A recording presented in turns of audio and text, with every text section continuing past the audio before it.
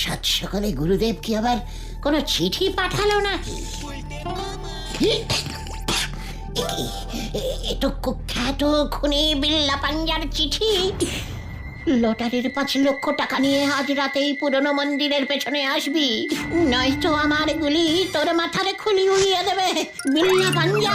ওরে পাঁচুরে বেন্ডি রে, আমি যে কাউর মুখ দেখে ঘুম থেকে উঠিনি রে, তাহলে আমার এমন সর্বনাশ হলো কেন রে? বাঁচা আমায়। না না না না না না না, এভাবে বসে থাকলে চলবে না, এক্ষুনি আমাকে থানায় যেতে হবে।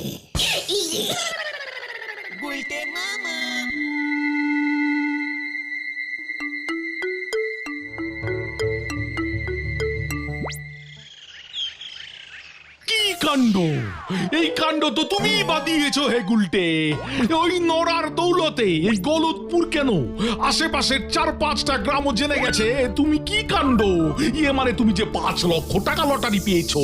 এখনো তো পাইনি, তার আগেই বিল্লা পাঞ্জা পর্যন্ত খবর পৌঁছে গেল কেমন করে? এটা অবশ্য ওই গোবিন্দ বাবুর দৌলতে। এত বড় সাহস ওই গুলটের, মানে কথা বলে কিনা ওই গলতপুরের 1 নম্বর বড় লোক হবে। ওই 5 লক্ষ টাকা মানে কথা যেন কিছুতেই না পায় হরিবল। মানে আগে বলো হরি, তা কে পাবে? লটারিটা তো ওর কাছেই আছে। ওই লটারি ওর থেকে ছিনিয়ে নিতে হবে মানে কথা। নিশ্চয়ই, তবে কে ছিনিয়ে নেবে গোবিন্দ বাবু? ওই বিল্লা পাঞ্জা। কি কাণ্ড, ওই কুখ্যাত খুনিটা তো গারদে আছে এখন। ওকে গারদ থেকে ছেড়ে দাও। গুলটেরে ভয় দেখিয়ে মানে কথা ওই লটারির টিকিটটা ওই পারবে নিয়ে আসতে। কি কাণ্ড! আর শোনো, ওই বিল্লা পাঞ্জারে বলে দেবে কাজটা ঠিক মতো করতে পারলে মানে কথা লটারির অর্ধেক টাকা ওর। আর যদি ওই বিল্লা পাঞ্জা ফিরে না আসে মানে কথা, তাহলে তুমি ওরে ধরে আনবে। তুমি আছো কি করতে।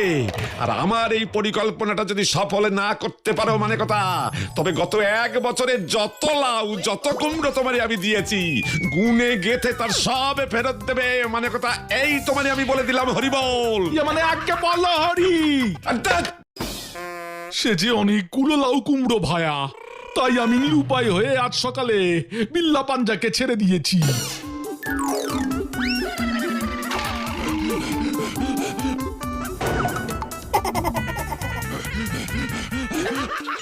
ওরে পাঁচু, ও আমার শরীরটা কেমন করছে রে? ঠিক বলেছে গুলটে মামা, এখানে কিছুই হবে না, শস্যের মধ্যেই ভূত। আমি এখন ভূতের কাছেই যাবো রে। চল।